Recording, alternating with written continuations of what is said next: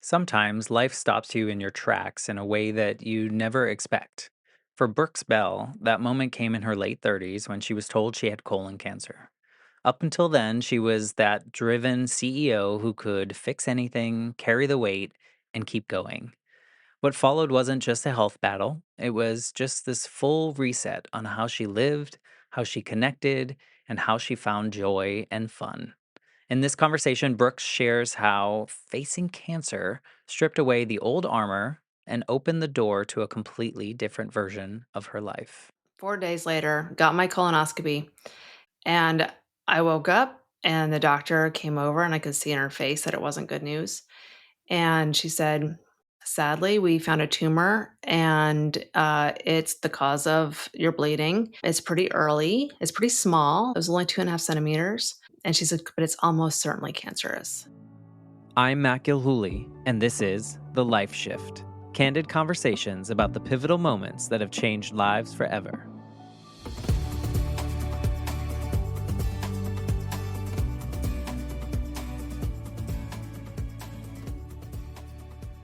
Hello, my friends. Welcome to the Life Shift podcast. I am here with Brooks. Hello, Brooks.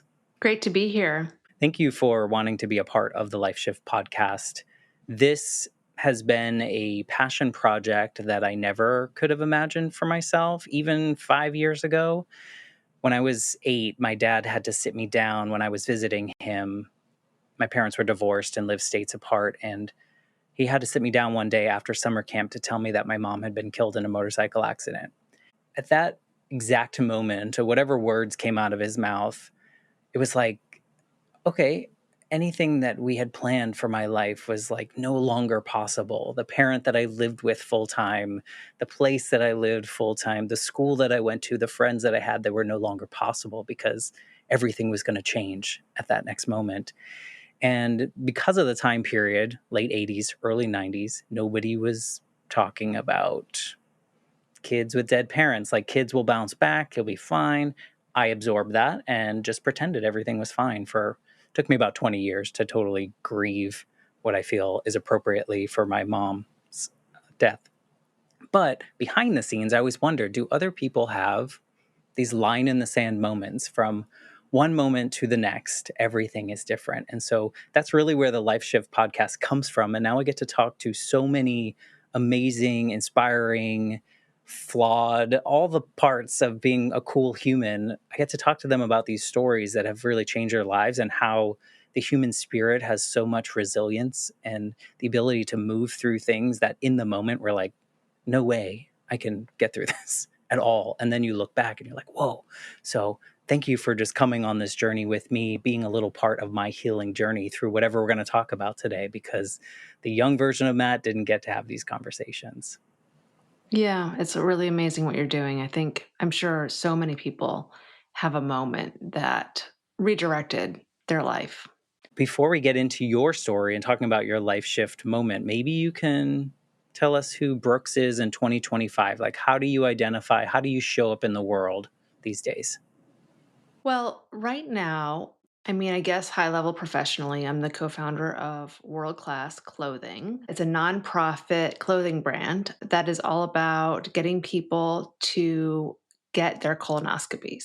How I show up in the world today is a full throated colonoscopy enthusiast. And Not I something you hear too often. No, I'm really, you go to my LinkedIn, that those are the first two words on my subtitle. I'm obsessed with colonoscopies for many reasons. First of all, they prevent colon cancer. That's the main reason. And also they're very funny. There's so much energy around them. It takes people by surprise. You don't know any other colonoscopy enthusiasts, and it creates kind of vulnerable conversations. It's something that connects me with people, actually, because people do not expect to talk about their colon or their colonoscopy with a stranger, and suddenly they are. And I don't know, I feel closer to people as a result of kind of going in this direction, which is really what I'm trying to do. I think for most of my life, I felt isolation for many reasons. I'm sure many people feel isolated and lonely. For most people are that way, and most people want to change that, find a way to connect with people. And I felt blessed that this is sort of my way into that. I love that. And I think it's important. I think you're right because so many of us, I'm mid 40s now almost, and growing up was very much a case of like there were just so many things that we wouldn't talk about. Like, even if it was the only thing consuming our lives, whether that was some kind of illness, whether that was the death of my mom, whether that was money, religion, like all the things. And the more I do this podcast, the more I talk about all the things that I wasn't allowed to. And what I've realized is how powerful it is. I'm sure you see this all the time. It takes the stigma out of things. It takes the uncomfortable parts of those, what those originally were, to be a little bit more commonplace. Like people are talking about grief now and all the things that would have made our parents very uncomfortable for a long while. And so I love that you are leaning in and making people uncomfortable, because I'm sure it's opening a lot of eyes and it's creating a lot of change, at least in each individual person. Are you seeing that the fruits of your labor pay off in that way? Yes, absolutely. And actually, as you talk about what we talk about today, this morning I was getting a bikini wax. And as I was laying there getting my nether region waxed, I had this memory of just like not that long ago, maybe like 7 years ago, perhaps. I was going on a vacation and I was a CEO of a different company. And I think I slipped out saying that, like, oh, I'm going to get my waxing for this vacation. And I remember the person who I was speaking to, their reaction was just like, you know, awkward, and I was like, oh no, it's not that. I'm getting my eyebrows waxed. It's not what you think. Of course, I was getting a bikini wax and my eyebrows waxed. But in that moment, I was not comfortable sharing this, like, I mean, a non-taboo thing now, but just not that long ago, it was a taboo for me to share that. So I was just thinking, gosh, how far I've come, knowing that tonight I'm going to talk about it with the world. This bikini wax, I was kind of ashamed of not that long ago.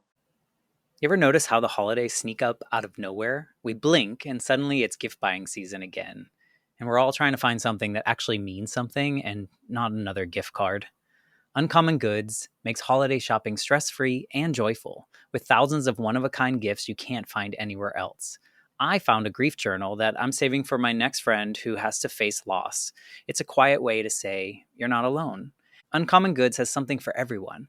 And when you shop there, you're supporting artists and small independent businesses. Plus, they give back $1 to a nonprofit partner of your choice. And they've already given over $3 million so far. So shop early, have fun, and cross some names off your list today.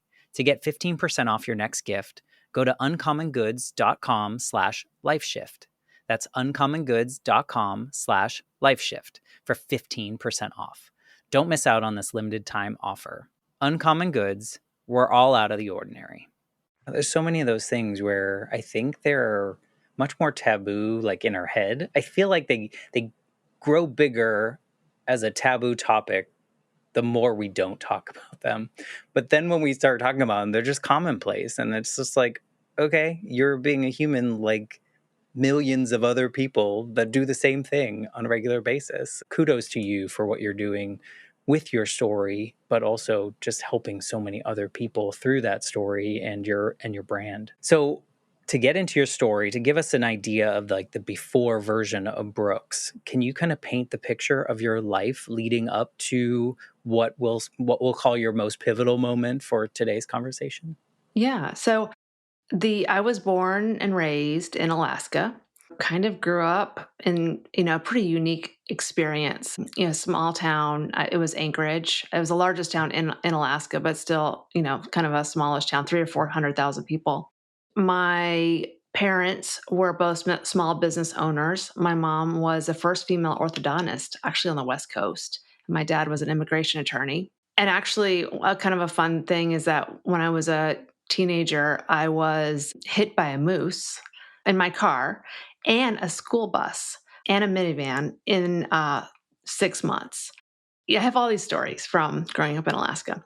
Anyway, I left that. I went to college, moved to North Carolina, met my husband actually as a teenager. I was 18.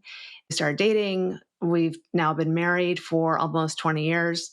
And I started basically a website company that turned into an online marketing and A/B testing company when I was 23, as soon as I had graduated. And this was around the year 2003. And my first client was AOL. And so I was, AOL was trying to get America online. Literally, it was still the dial-up days. I had my stack of CDs, Yeah, CD-ROMs. didn't we all? Yeah. So I was in the business of designing pop-ups that actually resembled those CDs quite a bit. It would say like 1,000 hours free, no credit card required. Click here. For the love of God, click here. And so, and they would be tested. So they would be like an ongoing A/B test, so that the best pop-up would have the most reach, and it would be data driven. Basically, they hired me as a consultant and as a small agency to feed them more pop-ups to go into their A/B tests. My stuff was winning. That's the reason why I kept working with me. And my background was in psychology, but I was very young, and the internet was so immature at that time. I mean, it was a lot of low hanging fruit.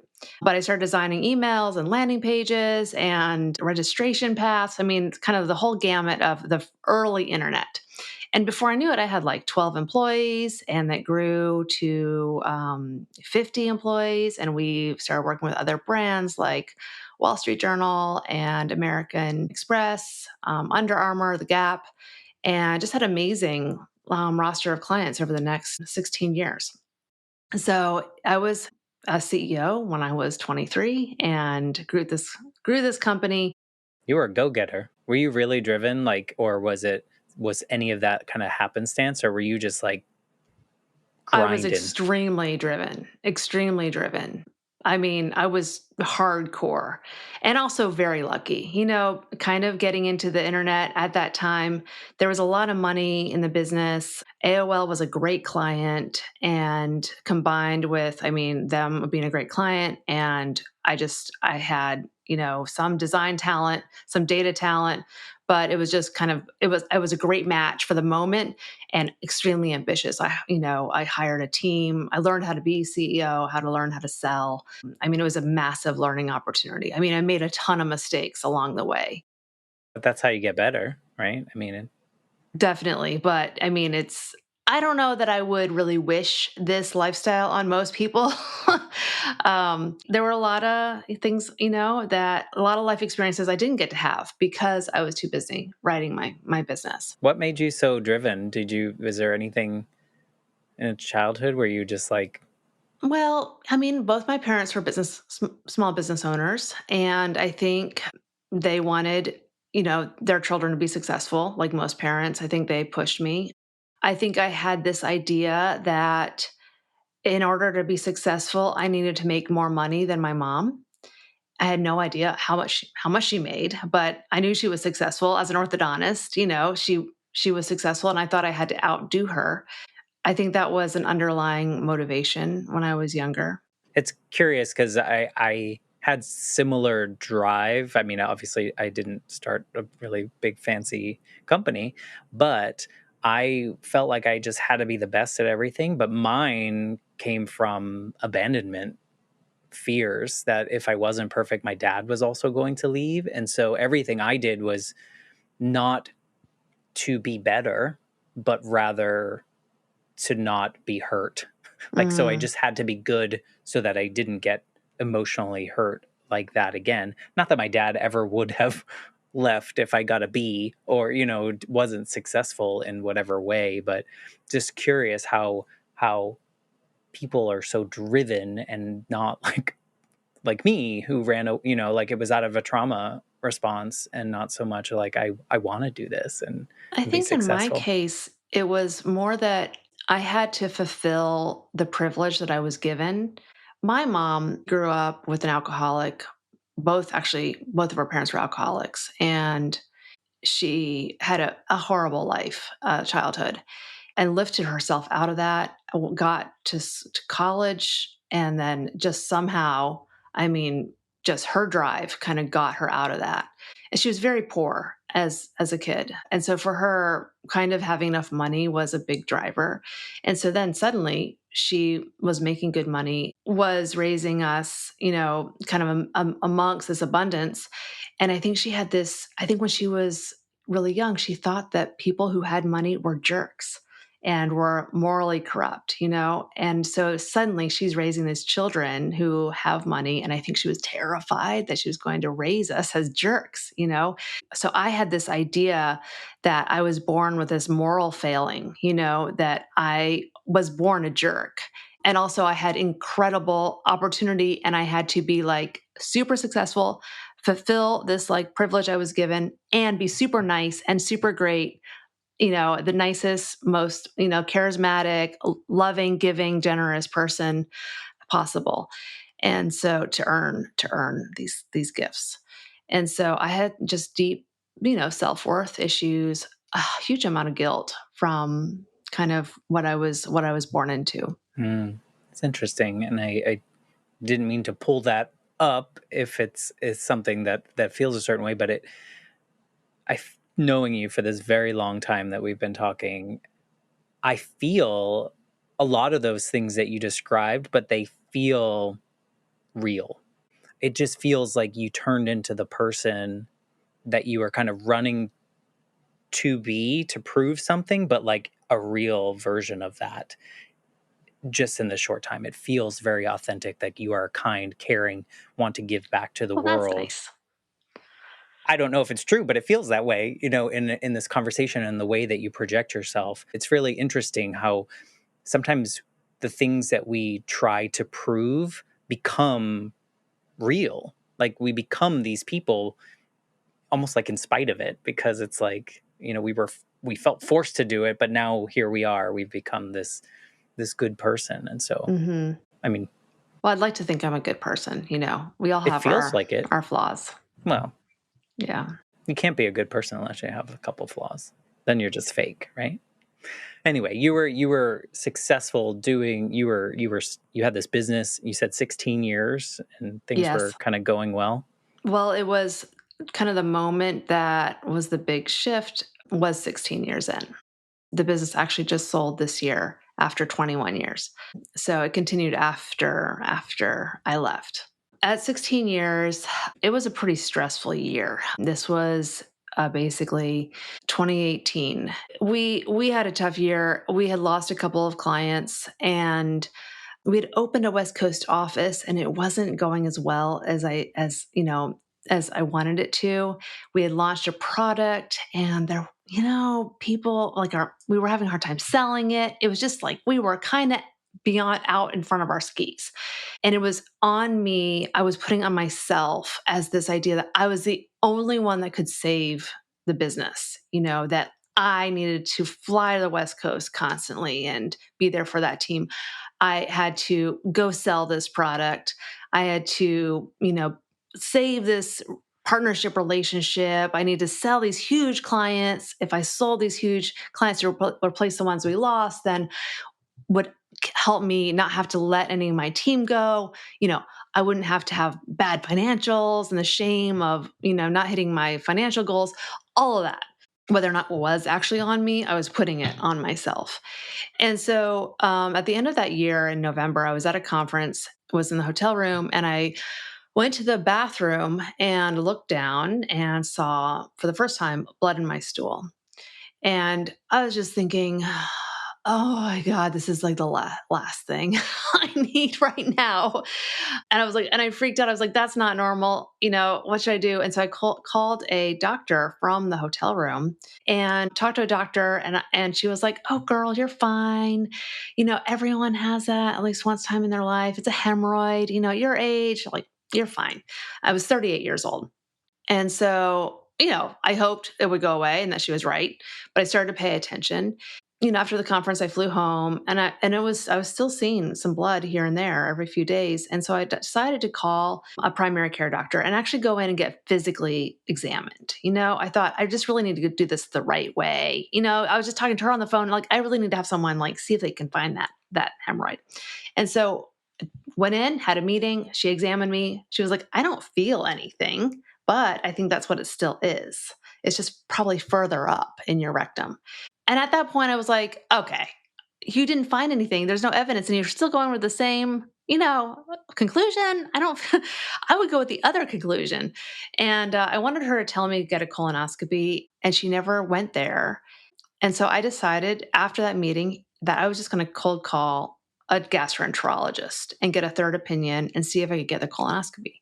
So a month later, I went in. It was New Year's Eve, and I was supposed to go to like a holiday party, and it was a zombie party that evening. So I had all the zombie gear ready to go, and met with a gastroenterologist. And she was, for the first time, she was like, "Yeah, you've been bleeding for 2 months now. You're 38. This actually kind of sounds like colon cancer, and you're not too young." And she was like, "And we need to get you in for a colonoscopy ASAP." And that was the first time that I like really had the fear of cancer. I did not go to that party. I went home and had a cup of tea, totally ruined the the mood. Got As you my colonoscopy. should. Yeah. I mean, that's not a party news to get. That, Right. yeah, And it wasn't, I didn't get diagnosed. It was just more like I could see in her face, just like real it's just fear. possibility, which Yeah. is scary. I mean, in one case, she was the one also who, I don't remember exactly the conversation anymore, but she probably asked me exactly how it looked. And now, in retrospect, this thing did not recognize or seem like a hemorrhoid. A hemorrhoid. I mean, this is like gross topic. This is why we don't talk about it. Who wants to talk about like the nature of their shit? But it's, especially if it's bloody. I mean, ew, gross, so gross. This is like the grossest topic, but it's super important because if it's bright red, like in the toilet bowl, that's one thing. If it's almost black, it's completely different. It means it's bleeding at the top of your colon.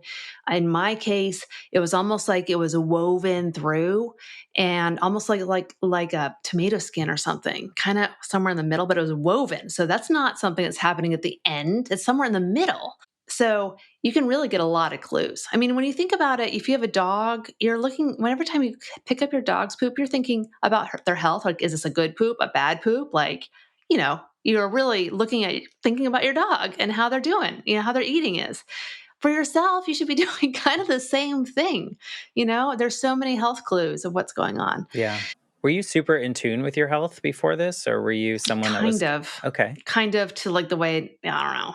I mean, I worked out, I did Pilates, I felt like I had good like awareness of my abs, I tried to eat a salad every day. I didn't smoke, didn't do drugs, and got good sleep, so I took care of myself. Yeah. So you were healthy, I was healthy. I or drank maybe a little bit more than I should have. I don't drink anymore at all, but at the time I would split a bottle of red wine with my husband, a couple times a week, plus have a couple of glasses on a Friday or a Saturday or both, It would add up to being a couple of glasses 5 days a week, which in retrospect, does add up. but overall, your approach was to be a healthy human being, and Right. you weren't like me that I told you before we started recording, skipping the doctor for 5 years. Maybe you were kind of paying attention and doing regular things that we should be doing as human Yes. beings. Okay, so I had a naturopath. I was getting acupuncture. I was definitely talking to doctors. I definitely did my annual. I mean, I took care of my health. yeah, so this is important. This was something you recognized that was like It wildly was different. important. Yeah. And actually, one thing I should just add, since we're on this topic, kind of what goes in the story, I kind of skipped over it because I don't talk about it very often. But when I was 24, it was 6 months after I started my company, I had a stroke. And I had just hired my first employee, and I lost my ability to read, write, speak, walk, everything. And massive stroke. You can still see it on a brain MRI today. It's like permanent, like egg size, damage to my brain. I fully recovered. It took about 6 months to a year. And my husband stepped in, helped me run my company while I was recovering. And it was actually a really amazing way for we actually bonded over the experience, got engaged kind of as a result of it. So terrible experience, positive in some ways. as well. But even though I fully recovered, that experience helped me understand that I was not invincible. And probably when I went into the hospital saying, like, I'm having a stroke, they were like, you're 24. You know, it's probably something else. And so I learned that you have to advocate for yourself, and that, sure, I was ultimately proved right. I did have a stroke. And this time with blood in my stool, I was like, you know what? I can't possibly be healthy and bleeding internally at the same time. And so that's why I need to understand what is going on here. Yeah, no, super important. Glad that you found a second and then a third opinion, because imagine if you had been like, oh, telehealth says it's fine. So many of us are like, okay, well, that's a doctor. And Right. so, but if you're really, I mean, there's a gut feeling. I think we all have that gut feeling that we sometimes dismiss. And it sounds like you were like, nope, we're paying attention to this. It's Right. super You important. you take all the downside risk. It's your I body, know. And the doctors, they also take risks. They don't want you to sue them. They don't want to get it wrong. They don't want to tell you something that, they don't want to cause any harm. Obviously, that's their entire Hippocratic oath. And it makes them, like, it just changes kind of their incentives are not completely aligned with your incentives. And they're good people who are doing their best, but it's your body is at risk, And you and have your to health, your advocate. Yeah. life in some ways is at risk. And so I don't know. I think there is like there I'm not saying you don't. I mean, I think it's very important to trust your doctors, listen to them. They are experts, and also trust your body, and just try to find that balance. Kind of take all the evidence, how you feel, what they're saying, the whole thing, and building kind of a model as you get older, better intuition about kind of what is the right path for you. Right. And you also had the proof of concept of listening to your body when you sought help for the stroke, and, you know, and probably shifted your perspective of not being, like you said, not being invincible, and like things can take you down no matter what age you are, and probably made you pay more attention to your body, I would imagine. That's right. Yeah. And I think it also made me healthier, honestly. Like having that stroke, all of that invincibility kind of thing became vincibility. And I knew that I needed to take care of my body early on. Right. Because you don't want to do that again. You don't want to That's force your right. body into that route. But now here you are with potential news that, like, this is probably not a hemorrhoid. This could be something worse. So you skip the party. Fine. Yep. That's what I Four would days do. later, got my colonoscopy, and I woke up and the doctor came over and I could see in her face that it wasn't good news. And she said, sadly, we found a tumor and it's the cause of your bleeding. It's pretty early, it's pretty small. It was only 2.5 centimeters. And she said, but it's almost certainly cancerous. And she's like, and it's going to, what's about to happen to you is going to be hard, but we caught it early and we will find out how early soon. I remember I didn't cry. I was just like, I was shocked, but also had been afraid for a few days, that this might be the case.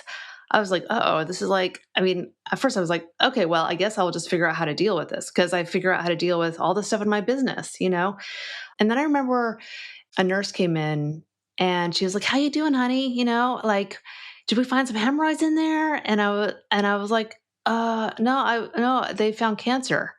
And then she looked at me and she was like, are you okay? And it, and, and when she said that, I was like, no. No, And that is finally, I started crying a little bit after at that. I mean, someone had to like point that out. I might not be okay. because you were a problem solver. You could fix everything before, Yeah. right? With your Yeah. business, or Having it was the your emotion responsibility. out of the gate, it was just not my instinct. It was just definitely to go straight into like, okay, let's start problem solving, not like emoting, not feeling. I was not great at feeling out of the gate. I think that, it was the beginning of a very long journey of uh like getting through it. And then, I mean, it's now been 6 years since then. I'm cancer free. It was ultimately stage 3A. There's a lot of people don't know this, but there's multiple stages within a stage. So there's stage 3A, B, and C. A, of course, being the best. And basically, between stage 3A and 3B, there's a 10% difference in survival.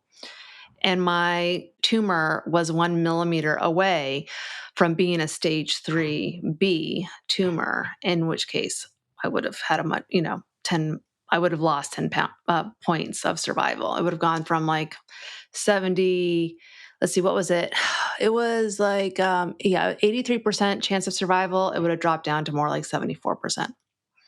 And that makes a pretty big difference. Like you want to hold on to every single percent of survival when you are in a fight like that. Like going from what feels like 0% chance of dying in the next 5 years, even of course, we can all die of all kinds of things in the next 5 years. You still feel like it's 0% to go to a clear 13% chance of death in the next 5 years as a 38-year-old.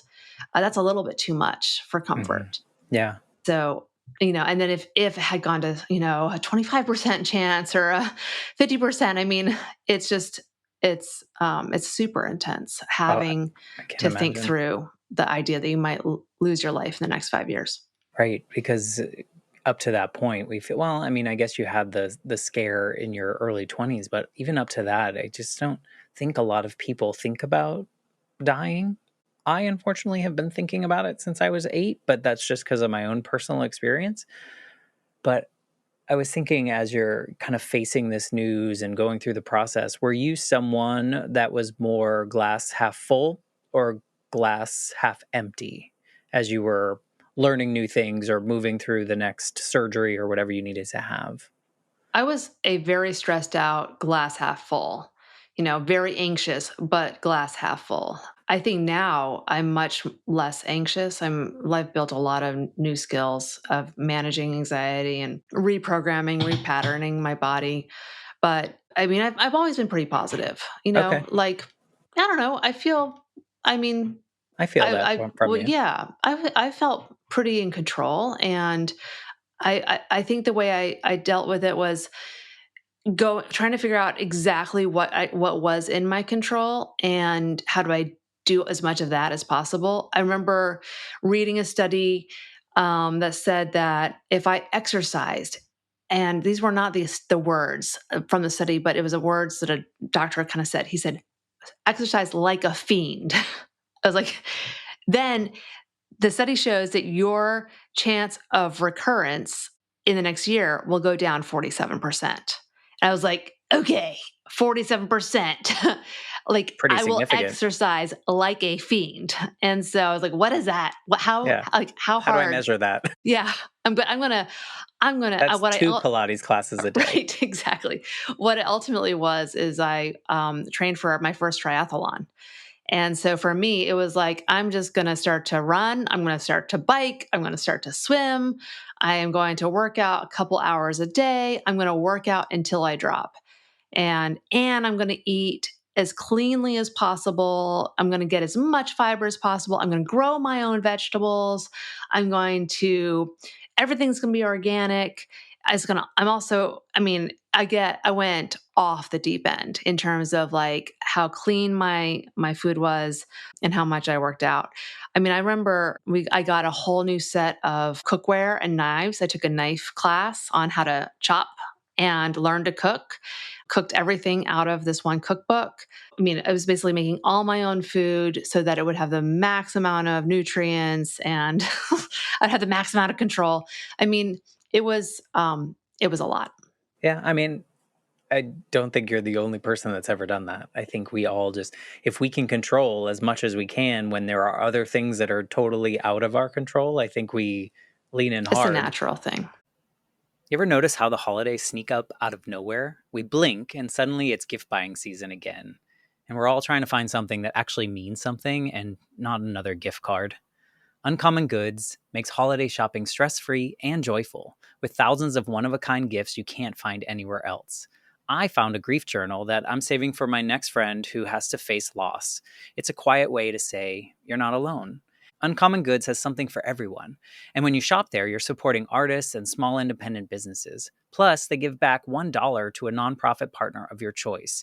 And they've already given over $3 million dollars so far. So shop early, have fun, and cross some names off your list today. To get 15% off your next gift, go to uncommongoods.com/lifeshift. That's uncommongoods.com/lifeshift for 15% off. Don't miss out on this limited time offer. Uncommon Goods, we're all out of the ordinary.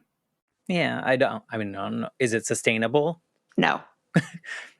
For a little bit of time, right? Until you feel comfortable. And then we just kind of start becoming a human again and kind of leaning into that. What was the hardest part of that journey for you of like getting to where you are now of being cancer free? It took a couple of years of delay. It was, I guess, getting to know who I am. It was I had been this business owner, and it was just sort of like the name of my company was Brooks Bell, and my name is Brooks Bell. And so I was sort of like, and I'm saying it was kind of I see it as obnoxious. I was like, I'm Brooks Bell of Brooks Bell. Who is she? This brand I've created. What does my brand need from me? I was definitely fulfilling what I felt like people wanted from me. And I don't know, just who is sort of going back to sort of like this, what is the person that is like the smartest, the best, it's like the perfectionist kind of the whole perfectionist kind of thing. And so after cancer, I was like, okay, I'm Brooks Bell who has cancer. And now I get to be a cancer survivor too. And so I have this whole new, like, wonderful, I don't know, everyone will like me even more because of what I've been through. I'm like a great leader and I'm a cancer survivor. Sort of this, it just kind of added to that. And all this armor that I had, I was like, no one will be ever mean to me or say a bad thing about me now that I have cancer. So it kind of fed into this armor, this image I was projecting, and I don't It's a lot of know. It responsibility to was hold that up. yeah. Yeah, and I still felt like, okay, now I have even a greater kind of responsibility to do really good in the world. And so actually what I did after that is I started a thing called Lead from Behind, and I partnered with another nonprofit. We got Ryan Reynolds to get a colonoscopy and build a video about it. And it was awesome. It actually had 16 million views and led to a 36% increase in colonoscopy appointments. It was amazing. And I was really proud of that work. And it was really hard to kind of get that across the finish line. And it was actually kind of doing that project.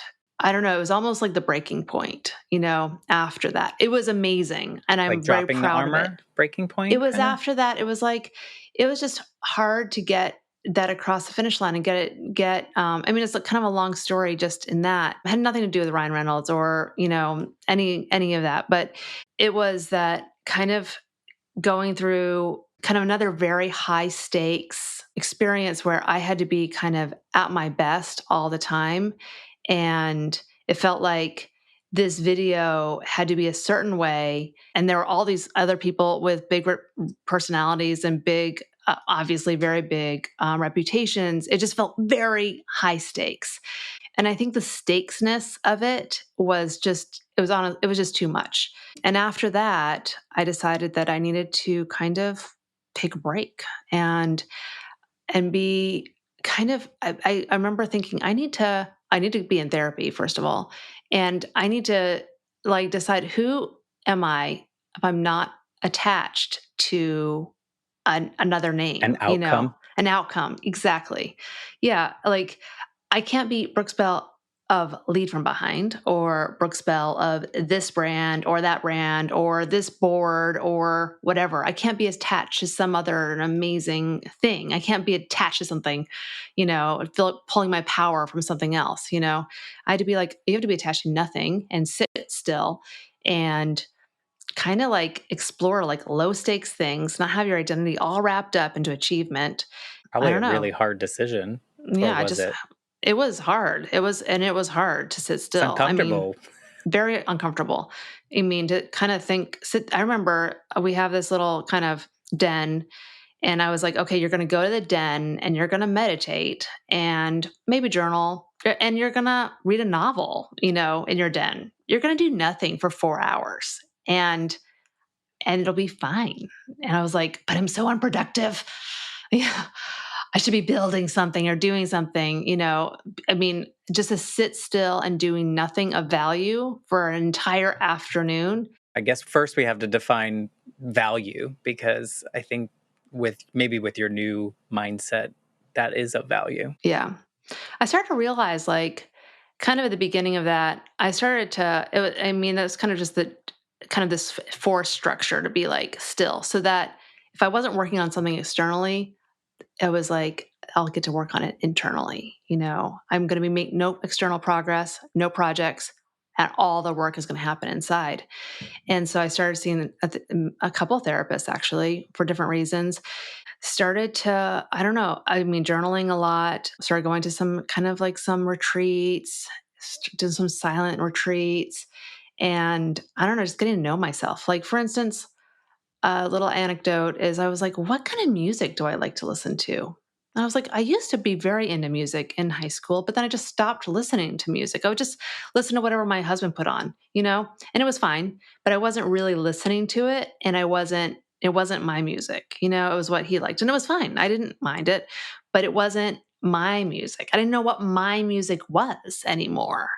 And so So that was sort of fascinating. like a little thing. I was like, what do I even like? I started listening to a lot of music and I was like, what makes me feel really good? When is my head bopping, my body moving?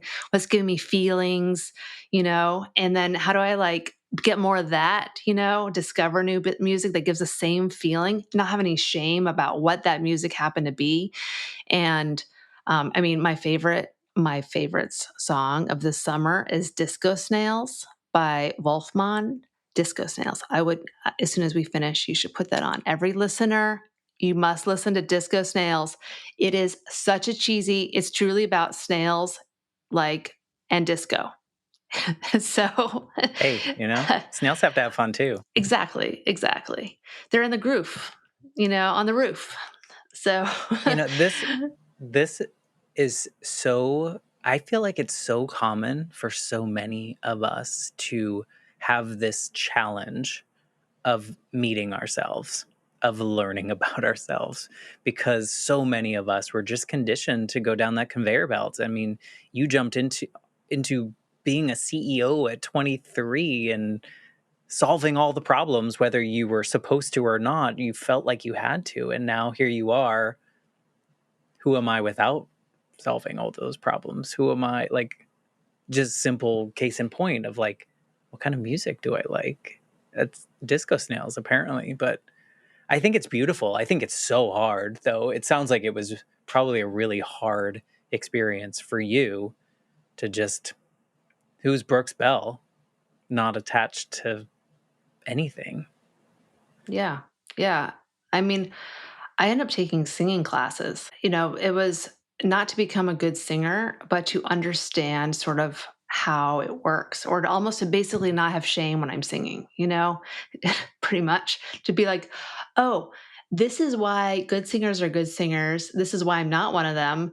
And that's totally fine. It's really hard actually to sing well. And so I would have to practice all the time if I want to be a good singer. I had to really work on my voice.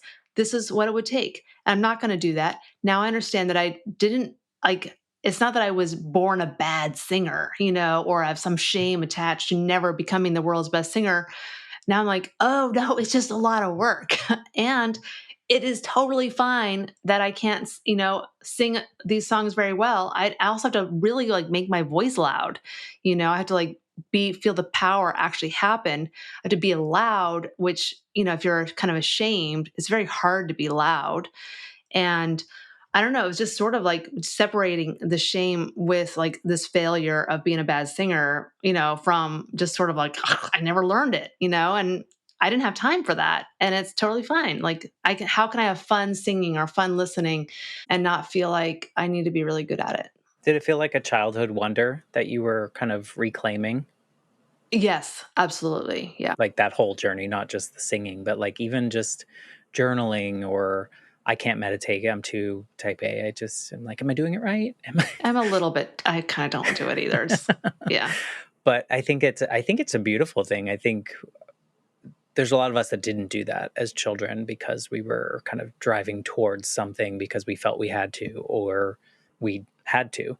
And now to have that, I think it gives you a different perspective probably at your age too, because now you have like other tools to understand the shame or the all those other pieces. So it probably heightens the enjoyment or the disillusionment of certain other things. Did you have anything where you're like, hell no? So, I mean, I think it is kind of getting back to kind of the wonder. I was thinking about a couple years ago, kind of, became obsessed with the idea of fun. Like, how do we break down fun as a concept? How do I like optimize my life for fun? Why am I not having more fun? What is fun? When does it feel fun? Like, when is it fun versus so fun, you know? That's really And deep. yeah, so I remember I went to vacation with my friends and we were having fun. I was like, "Oh my god, this is fun. This is so fun." I'm like, what's in this moment right now? Is it because there's people? Is it because we're being silly? Because we're telling dirty jokes? Like, what is making this moment so fun? I was like, I want more of that. How do I have more of this when I get home? And do it without like drinking or, substances. Like, and I realized that really for me, the essence of fun was playfulness. And playfulness, how do I get playfulness? And the playfulness is that you have to feel emotionally safe. Like someone is not going to shame you or like no one's looking at you and judging you while you're playing. So you have to feel like you're safe. And you also have to feel like it is low stakes. Play is Hmm. low stakes. You like if you're building a company, you've got $1 million at stakes, not low stakes, therefore not fun. Is that ever fun? No.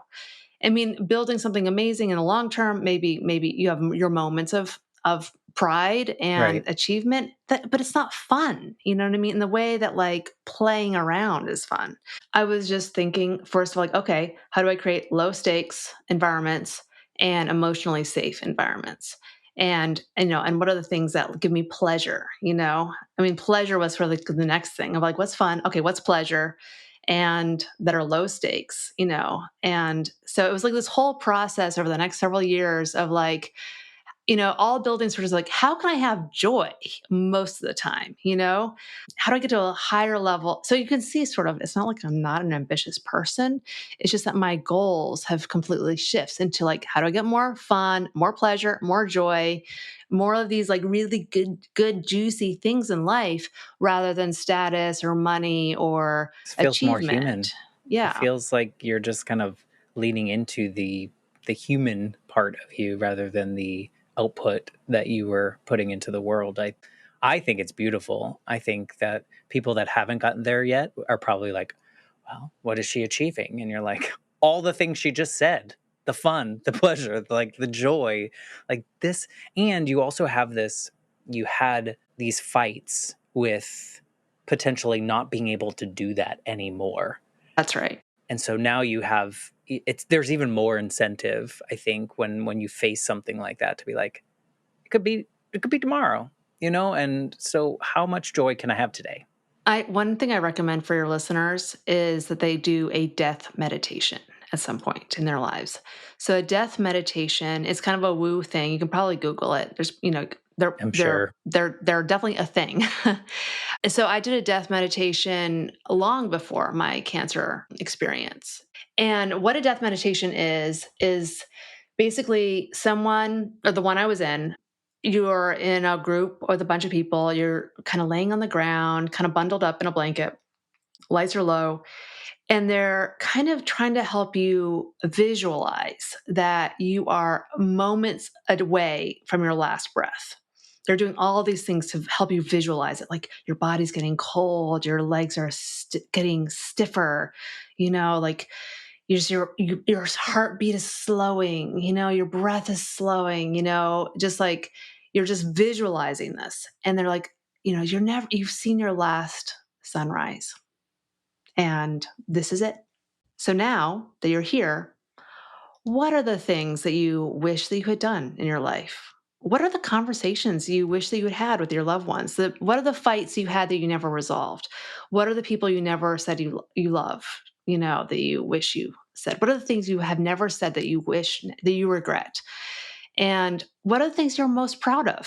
So they kind of keep taking you to the verge of that, and then ask you to kind of like reflect. And I did that, and I did this death meditation, and it was, I mean, I was kind of shell shocked for a week after that. It was one of the most powerful things I have ever done.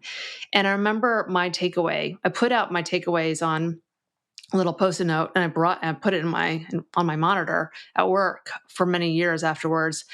And the things that I realized, well, at my at my funeral, what I don't care about people saying is like, oh, she had a 50% win rate of her tests. Oh, she had a 25% growth rate year after year for 10 years. Right. Like, I did not care at all about the business success of the company I was building. And so I think it was probably the first time I was like, I don't know, I'm getting a little burnt out. This is not actually how I want to be spending my life. And I want to feel more joy. How do I do that? How do I get joy in my life? That's the feeling. I don't want to feel like this stress or this exhaustion or whatever. Joy's the whole game of life. So I wrote that down on the post-it note.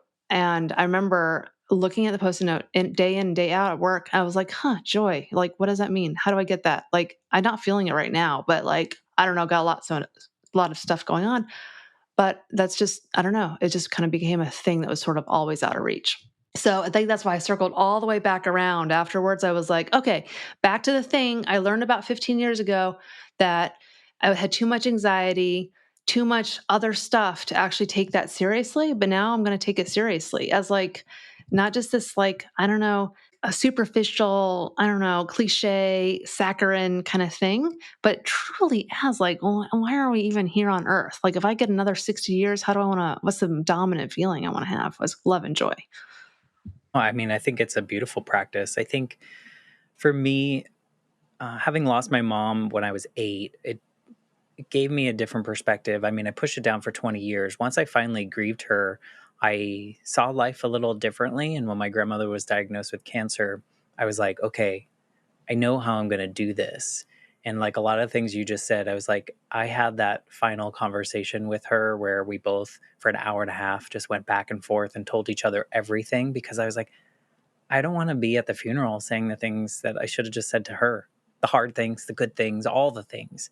And like that was the best thing that I've ever done in my life. And I can say there was a lot of sadness in that, but there was a lot of, like, now when I think about it, there's so much joy and happiness because I did that, because I was brave enough to do that, because I, it, I just wish it for everyone. And it reminded me of saying like that death meditation of like watching her go through that transition to whatever's next really gave me some perspective of like, okay, I don't need to worry as much.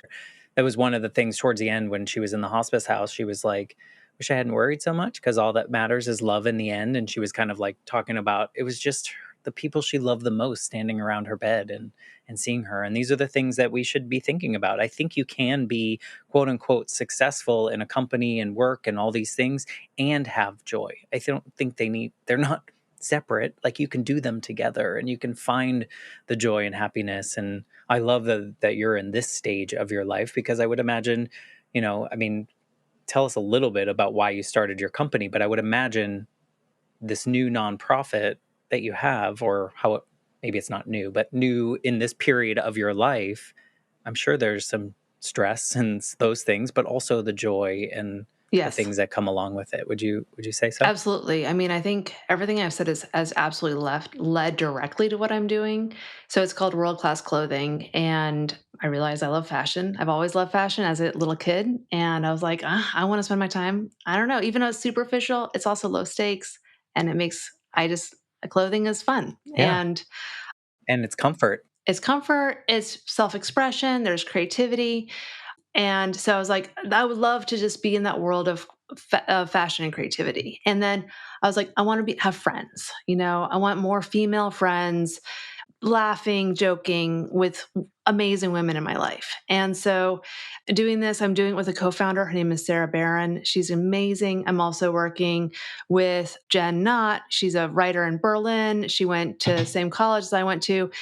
And she's super fun, super smart, amazing. And Katie is our social media person, and she's younger. And we just like, first we get on the phone, we talk all about our girl stuff, starting to be friends first. And then we get into the business conversation, what we need to accomplish that week.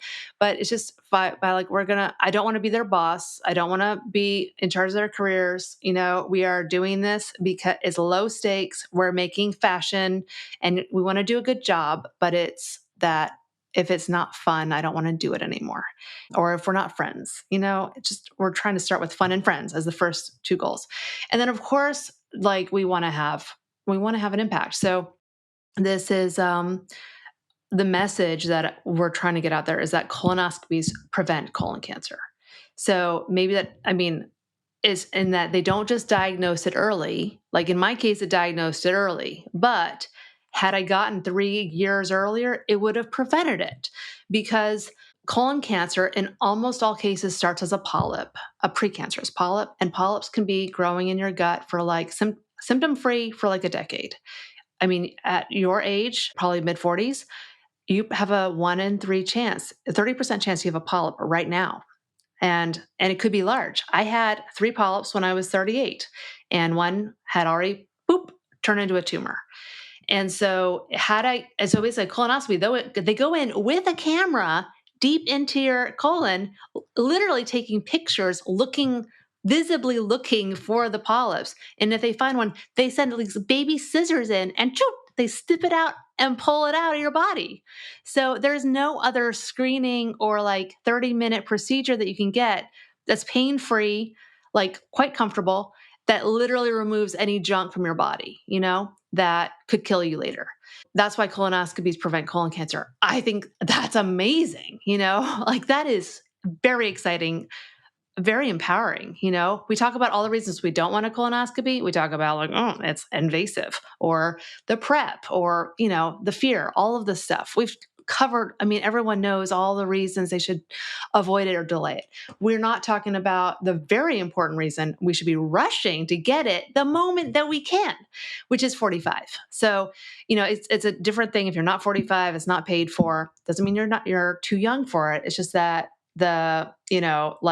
it's just that your insurance won't pay for it. And it's just more difficult to get one. But oh my God, for everyone who's 45, they have no excuse not to go in and make their appointment for their colonoscopy right now, because you have to go find those polyps and get them out. That's the one thing that everyone who's had colon cancer that I know a lot of people now who have colon cancer, they're 100% of the time regret not getting their colonoscopy earlier, even if they were like under 45 at the time. Like, oh my God. So that is what I just want everyone in the world to know, that a colonoscopy prevents colon cancer. So world class is short for world class ass. And we're trying to make like something that's first cute, comfortable, high quality, actual fashion. It's made from scratch in Los Angeles, 100% cotton. We're so cool, like an actually cool product that you want to wear anyway, even if you don't care about colon cancer, which most people don't. We want to have something that people actually like to wear. It just says world class on it. It's not a full on cancer t-shirt. Although we do have the colonoscopy enthusiast t-shirt, should you be in an I advocacy like that. mood. So so we have this whole line that is fun and cool, and a bunch full of ass jokes. We want people just to mostly get comfortable talking about their ass and saving their ass, and just building a community of people who are willing to kind of go there and ask their friends, if they've had their colonoscopy, talk about their own colonoscopy, talk about polyps, ask like how many polyps they found. Having a full-blown colonoscopy conversation, because the more we do, the more we normalize this, and the more people will get them, they'll stop being afraid of them, and less people will find out that they have cancer a few years later. Right. Which is much worse than any of the things that you listed of the prep or Oh God, yeah. the experience. And I've heard Oh, it's some of the best sleep that some of it's the the people best I nap you'll know. ever get. Like Yeah. basically a colonoscopy is a fast, a cleanse, and a nap. So So you feel all great after. wellness related. Just think of it as a wellness, a self-care, 2 Like a days. spa. It's It's like spa. going to the It's spa. totally going to a spa. Actually going to the colonoscopy is basically going to the spa. All the work was done by yourself the day before, doing your fast. But there's tips. There's way you can have gummy bears actually during your fast. Hey, That's just pro tip. learn something Take new. out the red ones. Don't eat those, but you can have a handful. And then you have your cleanse. Thinking about you can have pills now. You don't have to drink that nasty drink. You can have now a pill option. It's called Sutab. Ask your doctor for Sutab when it's your turn. Chase it with your favorite liquids that are clear, and then you will sit near the toilet for like a couple hours. But then you think about if people are afraid of And you don't like trust the gas. gas. You Well, don't yeah, I trust mean, that. it's okay. You kind of, It's I a mean, shitty conversation. you're right. You don't need to wear a diaper. You don't need to worry about like this horrible, you just stay at home, get a good novel, in your bed, near your toilet. And I like to think about like the concept of poophoria. I mean, everyone has experienced poophoria at some point in your life, you Wouldn't know? describe the prep quite like Well, that. the prep, I mean, it's It's kind well, of like pressure you just washing. keep working about it's just like peeing through your butt. It's Eventually, it's not explosive, it's not like shit on the walls, that's cramping or great. anything. It's more like a gentle like Toilet bowl cleaning. waterfall, Yeah, it's It's like nice. a gentle stream. So, and by the time you're done, you feel so skinny, so Yes. clean, like, and very, very proud of yourself. Yeah. So, You've I accomplished a mean, lot. And you prevent, hopefully, colon and then you cancer. prevent a top 3 cancer. More Great. people, so this is the big stat. More people die of colon cancer each year than breast or prostate cancer. Because they don't get a colonoscopy. It's because it's a huge disease. It is the number one cancer is lung cancer from smoking, then it's colon cancer. And then we get into the rest of them like breast and prostate and skin and everything else. But colon cancer is this massively deadly disease. It's because a lot of people die who get it. If you get it, there's a pretty good chance you're going to die. And a lot of people get it. And so between the deadliness and the incidence, but about 1 in 23 people get maybe one in 24 people get colon cancer in their lifetime. And so that's like a lot, actually. You think about like a city bus, there might be 25 people on that bus. Somebody on that bus is getting colon cancer in their lifetime. But it would even be higher if we didn't have colonoscopies in America. Without colonoscopies, it's more like 1 in 16. So it's because colonoscopies are like taking a lot of people off of that conveyor belt because it's taking out all the polyps. So you want to be on that conveyor belt. You do not want to be on the colon cancer bus. You want to, and a lot of people who are getting colon cancer are the ones who have delayed their colonoscopy or have, Well, that's the haven't big gotten it. takeaway, I think, is to do that. I would like to ask you the question that I like to ask people. And I'm wondering if this joy filled, this purpose driven, this version of Brooks, if you could talk to the Brooks waking up after your colonoscopy, right after your doctor gave you the news, is there anything that you would want to tell her? Oh my God, I would give her a big hug. Oh, I would give her a big hug. I would say, this is going to be like the biggest challenge you will ever experience. You are going to be terrified out of your mind for the next few years. And it is going to spark the biggest, like this amazing change. And in 5 years, you're going to be happier than you've ever been. You will be feeling so lucky and blessed to have gone through it and to be able to still be around and to and be in that incredible place where I can follow my purpose, fulfill my mission. I get to tell ass jokes all the time.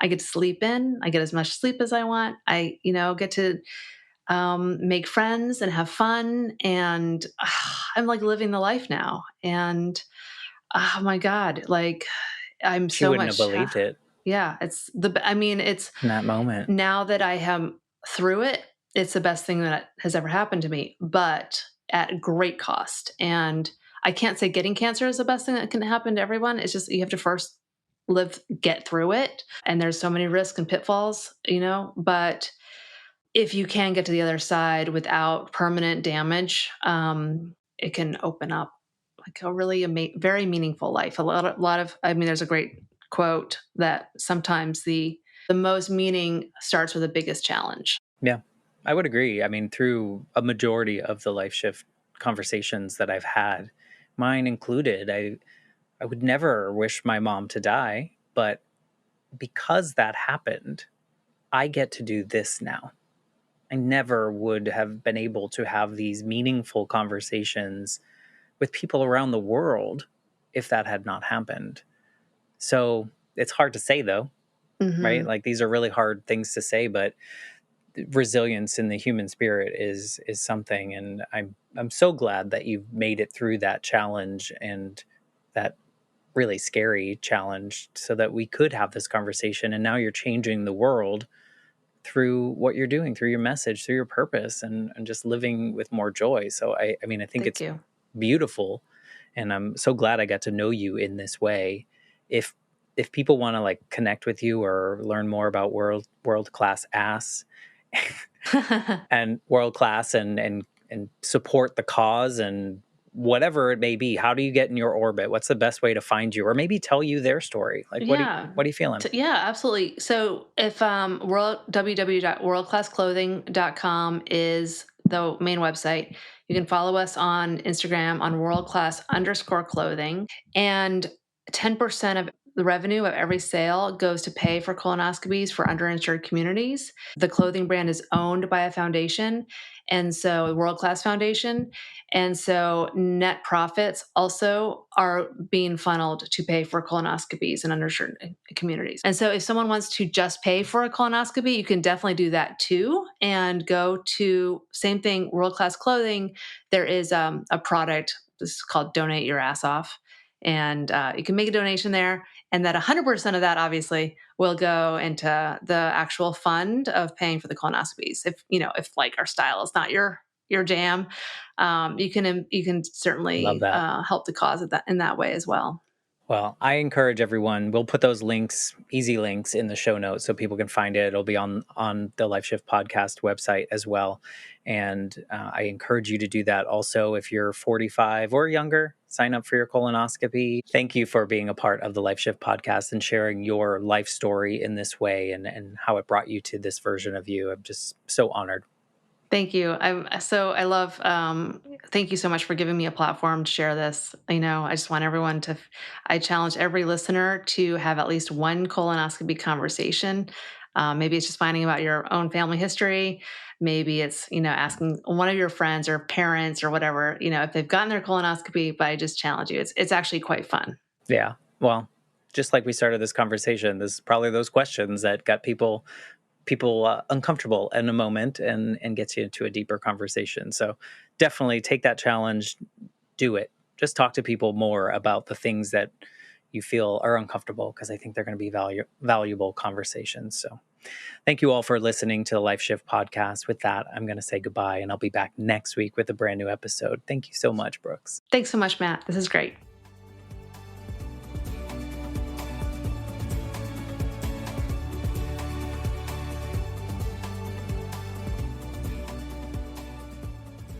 For more information, please visit www.thelifeshiftpodcast.com.